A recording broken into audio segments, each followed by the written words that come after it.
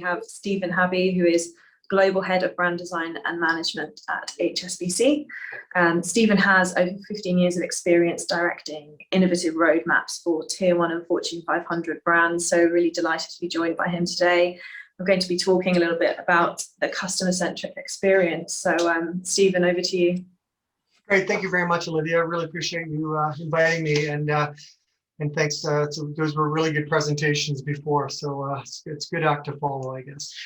So thank you everyone for joining. What I'm going to do today, as my title suggests, is I'm the Global Head of Brand Design and Management. So I'm going to go on a little bit of a journey that sort of starts with the way HSBC operates, and then show how we orient around designing customer experiences, and then really looking at some onboarding examples. So I'm really going to talk about three different parts, of which Adam and Giuseppe had touched on from different perspectives. So the first is a general approach to design thinking, and really how we do user-centric design at HSBC. And this is really important as we're considering intelligent onboarding experiences, because ultimately everything we create should resonate and reflect the needs of the user.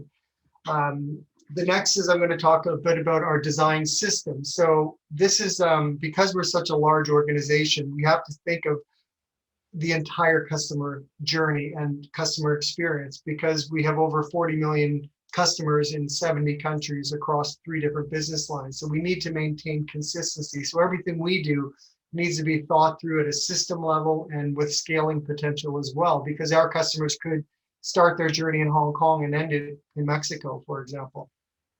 And the last part I'll look at is really next generation experiences. So I'll bring all this together and give you a couple of examples of how we take brand and design thinking and user centricity all together for some onboarding experiences.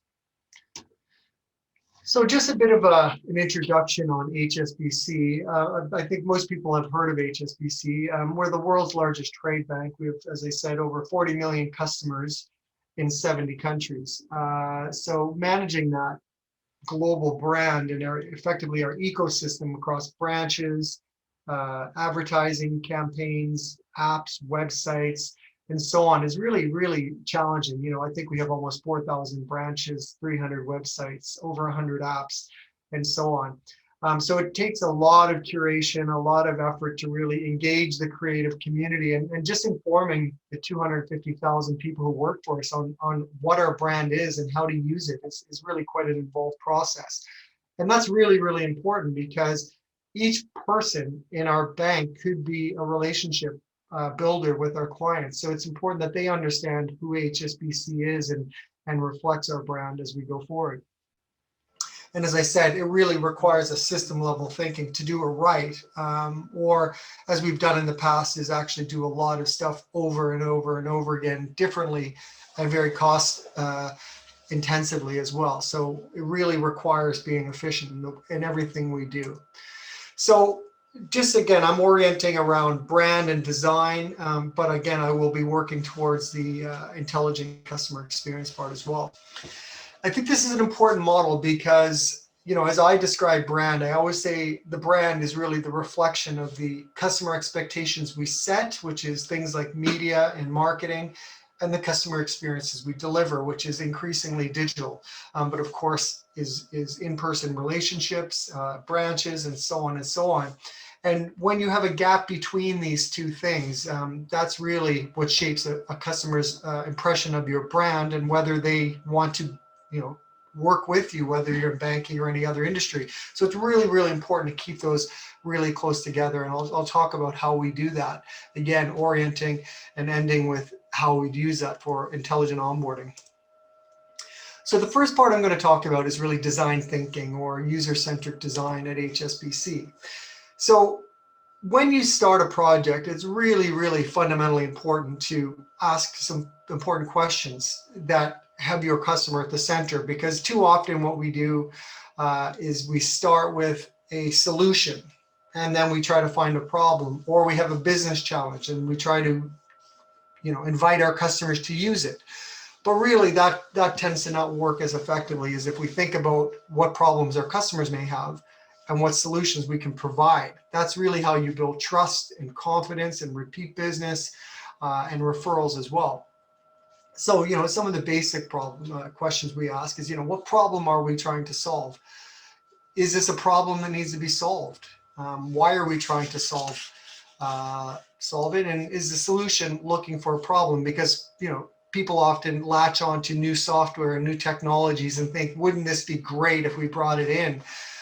And then they try to go figure out what problem they're trying to solve. And in some cases, customers don't need that solution to the problem, and it becomes a very expensive and complicated endeavor. So fundamentally, we have to think, who are we solving the problem for?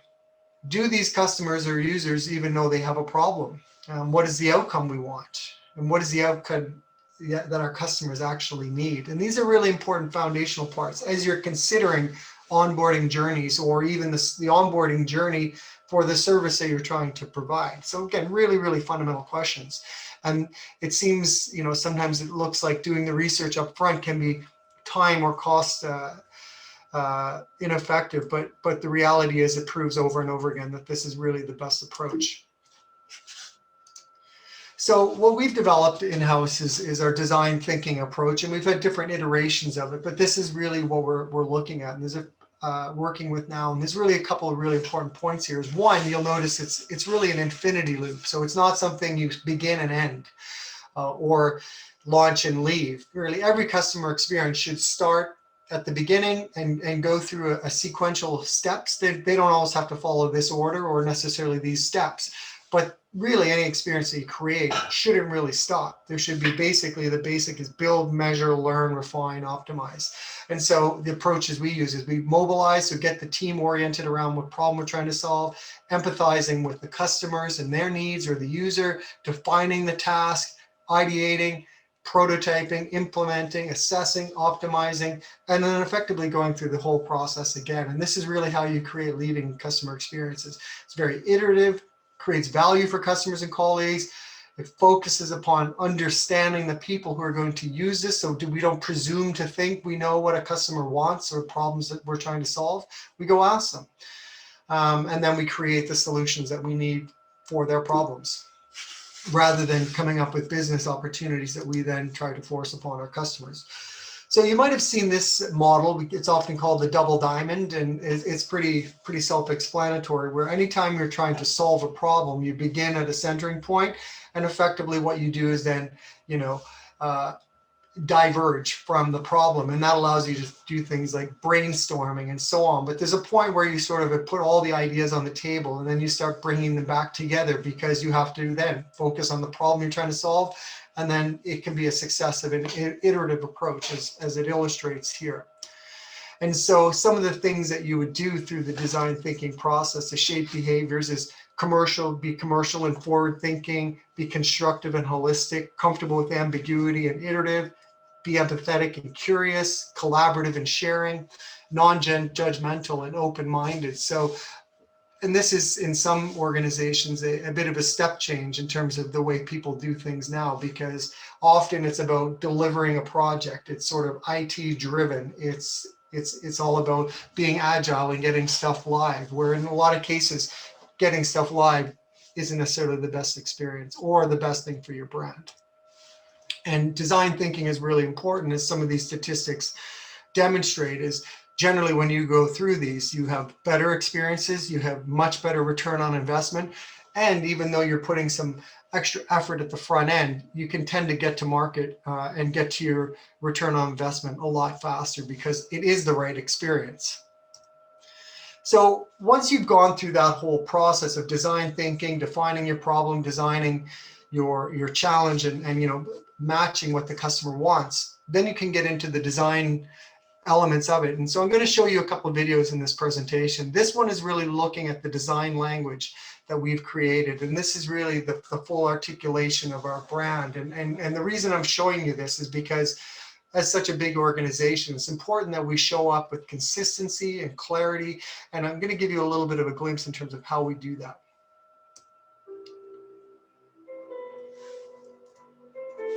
Great design at HSBC starts well before we create a concept, place a pixel, or develop a delivery plan.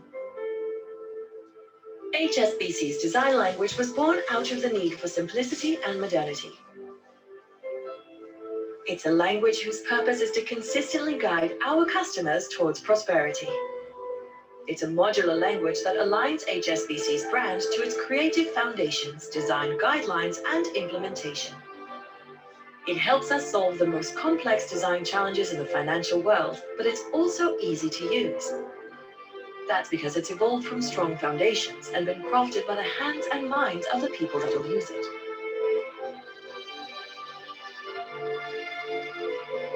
HSBC's design language is part of our design DNA and a signature of our customer commitment. It's the foundation of our global brand and shapes every experience we serve our customers. Together, we thrive.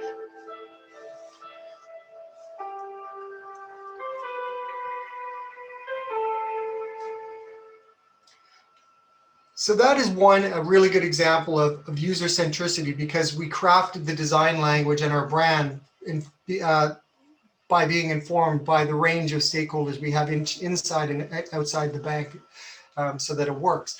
So what we've done is taken all that and sort of built it into our brand and design system, which we call create.hsbc. And in order for us to serve our global community and customers, we needed a single source of truth for all things brand and design that's defined around our user needs, strategic idea, and a creative vision. So again, this is really, really important, because when we looked at the way HSBC had traditionally onboarded customers, it was often very different. It was very siloed. It was disconnected. It may be on brand. It may not be on brand. And then the next part of the user experience was probably different as well. So as a user, we were putting barriers in the way of our customers becoming customers, and then every subsequent service that we may want to introduce them to. So it was always visually fragmented and expensive to create and slow to get to market. So developing the design system was really, really important. So we started by developing the strategic vision for our design system, which is the beating heart of HSBC's brand.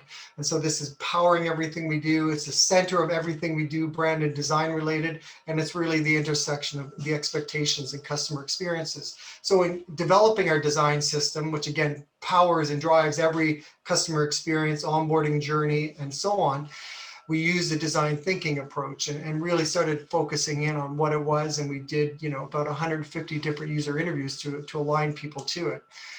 Developed the same principles. And part of why I'm showing you this as well is because this is an example of design thinking. But when you're going through your own onboarding experiences or creating any experiences, these principles are the exact same. Is you should have a strong strategic idea. You should have a strong set of principles. You should be really clear in terms of what your user base wants, as well as what you're going to provide. And so this is just a summary of how our design system works, create.hsbc. And then I'm going to show you a couple of examples of how we've done onboarding, which is the full expression of all this.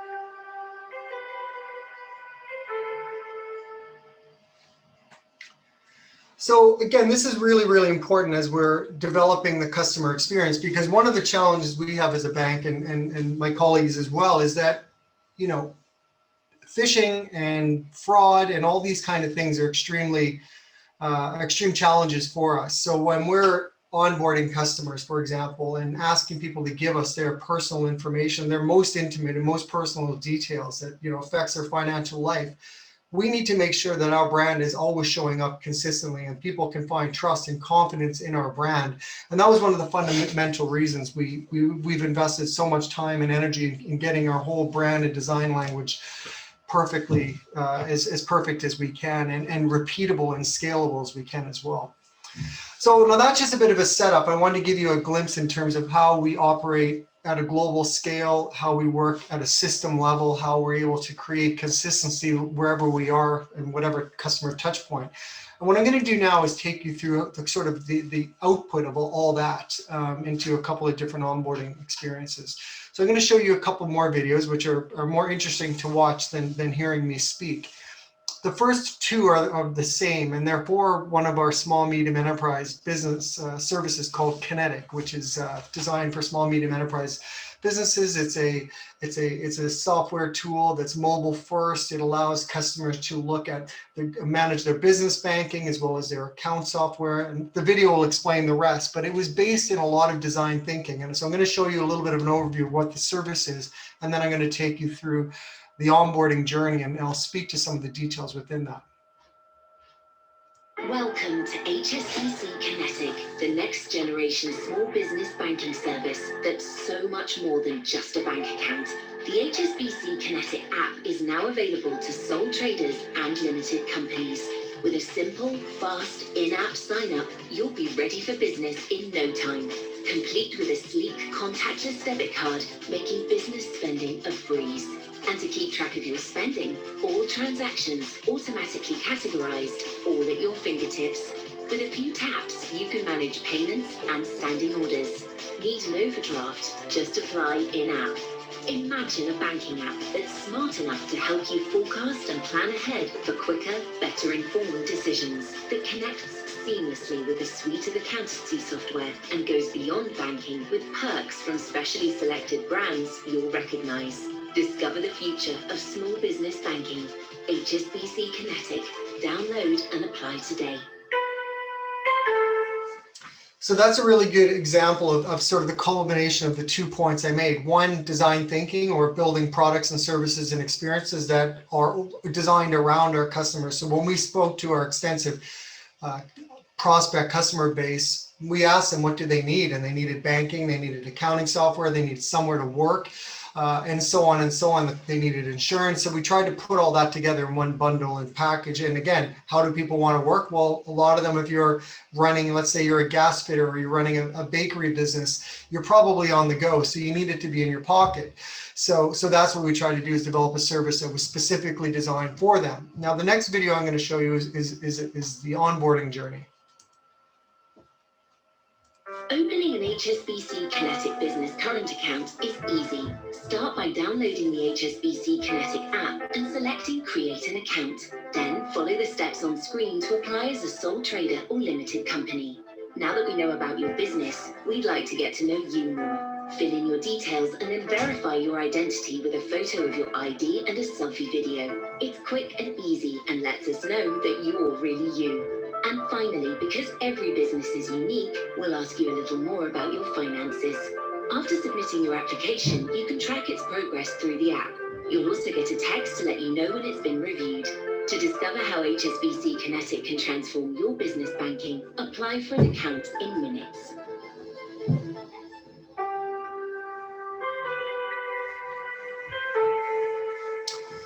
And so that's a really good example of, again, we listened to our customers, we identified what the pain points were, that they had within their businesses. And one thing we always realize is that if you're a small medium enterprise customer, you're extremely time poor.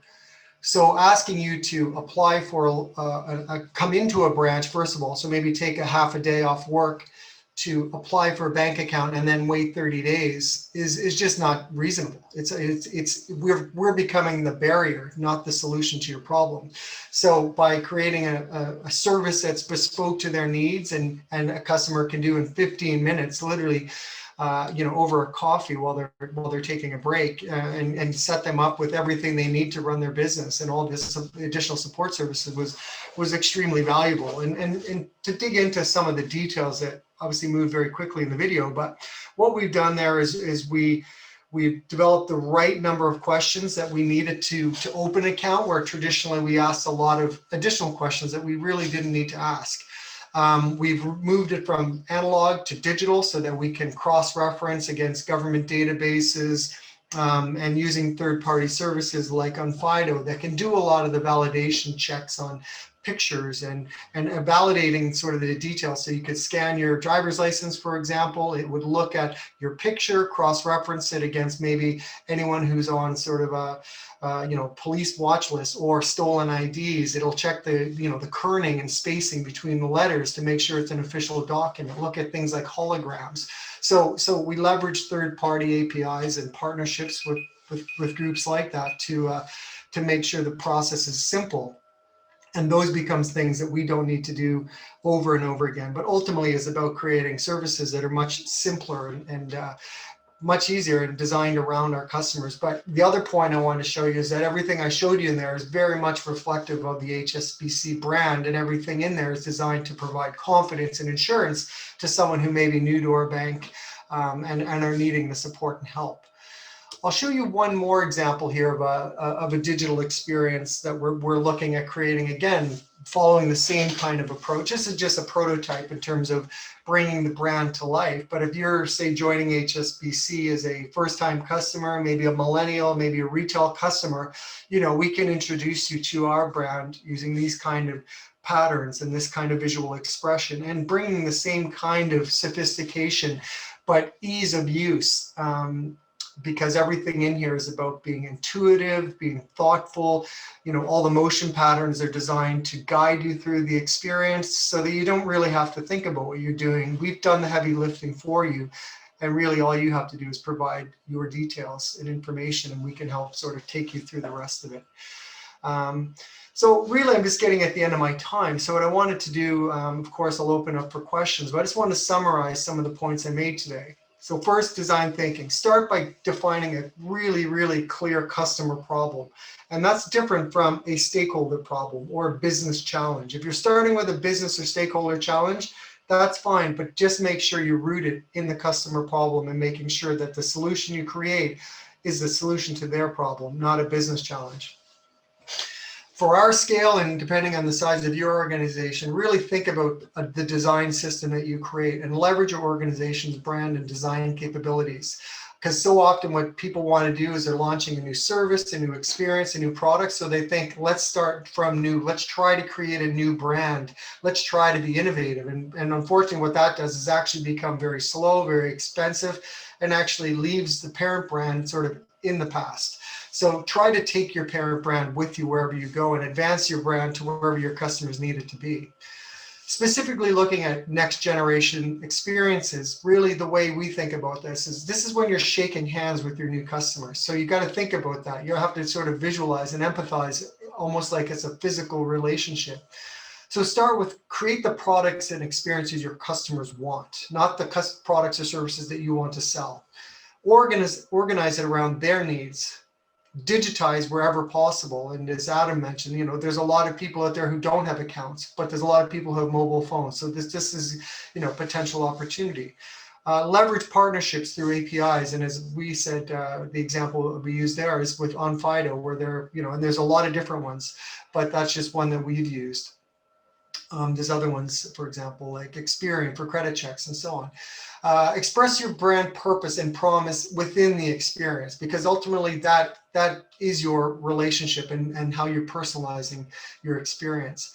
Make things intuitive and remove barriers whenever you can. Don't ask questions that you don't need, or maybe that you can ask later. And at the end, congratulate and thank them when they successfully onboarded, because you've now started a relationship, and that's something you really need to invest in. And so that's all I really wanted to cover off, and really just to end where we started is, as I said, brand is a reflection of customer expectations we set and the experiences we deliver. So always think about that, is what I'm promising the customer actually what we're delivering, because that's ultimately what the customer is going to come away from and ultimately define whether they're going to speak positively of you, whether they're going to promote your product, and so on. So thank you very much. Thank you, Stephen. I think that was really interesting, especially as HSBC is such a well-known brand that we see around the world. So it's great to see what goes on a little bit behind the scenes there, I guess. If you do have a question for Stephen, please do send it in the Q&A. One question I wanted to ask was, what are the challenges in such a large institution to keep that brand and design at the center? And how have you kind of overcome some of those challenges? Well, I think it's a great question, because before we had Create.HSBC, which we launched about 18 months ago, it's probably like most organizations, our brand was on a PDF somewhere. Our asset folders were over there, and you may or may not have known about it. A lot of information was on a SharePoint that you may or may not know about. So there was no real source of truth. And so people tended to just say, hey, can you send me your latest file? And so we would perpetuate sort of off-brand or off-standard stuff over and over again. So we needed a centering point. And then the other thing we needed to do is really define who our creative community was. So when we launched Create.HSBC, we thought the audience might be 5,000 to 10,000 people, which is a lot. But we actually have an audience of over 65,000 people. And it just gives you a sense of the breadth of people. And that might just be someone needing a PowerPoint template, or might be a branch manager who wants to put up a sign in their window. Or it might be somebody building an app. So we just need to be available. And so now that we have a source of truth, we can recycle the creative and share it and build our brand together. Great, thanks so much, Stephen. That was the only question that I had for you, because I think